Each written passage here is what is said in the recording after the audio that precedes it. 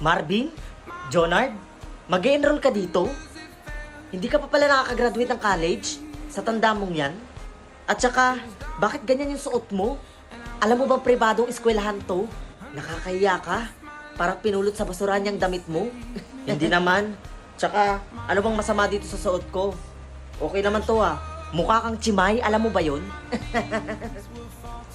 Hindi ka pwedeng mag-enroll dito. Nakakahiya ka. Tsaka, pangit-pangit pa ng damit mo. Parang galing sa ukay-ukay. By the way, gusto mo ilibot kita dito? Sa school na pinapangarap mo nung high school tayo? Baka mamaya sabihin mo, sobrang sama ng ugali ko ha.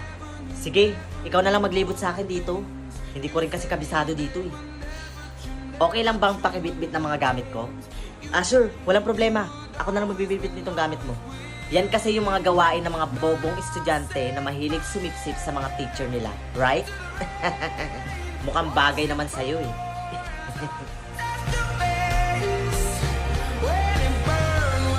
Ito nga pala yung library ng school.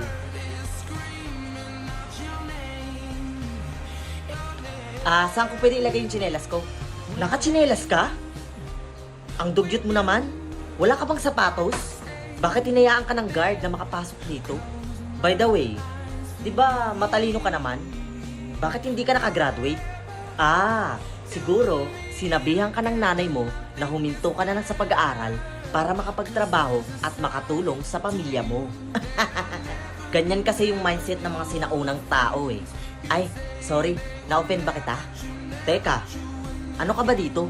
Ay, hindi mo ba alam? Ako ang teacher dito at 8 subject yung hawak ko. Kaya mo yun? Wow, ang galing mo naman. Kahanga-hanga. Talaga. Teka nga, akin na yung mga gamit ko. Baka kasi may mawala pa dito. Sir Jonard, good morning po. Good morning, sir. Good morning. Yan ang mga gawain ng mga estudyanteng may hinang utak. Babatiin ka nila, tapos sisip-sip sa'yo para taasan ang grado nila. Di ba gawain mo yun nung high school tayo? Alam mo, hindi porkit binabati ka ng mga estudyante at binibitbit yung mga gamit mo sa tuwing nakikita ka, ay ibig sabihin na nun, sumisip-sip o may hina ng kanilang mga utak. Ang pagbati ng isang estudyante sa tuwing nakikita nilang kanilang mga guro ay sumisimbolo ng paggalang. At ibig sabihin nun, magagaling yung mga guro nila. Teka, hawak mo ba yung mga estudyanteng yun? Hindi. Pero ano man ang sabihin mo, bobo pa rin ang tawag doon. O sige na, makakaalis ka na. Kasi darating na yung bagong principal dito sa school.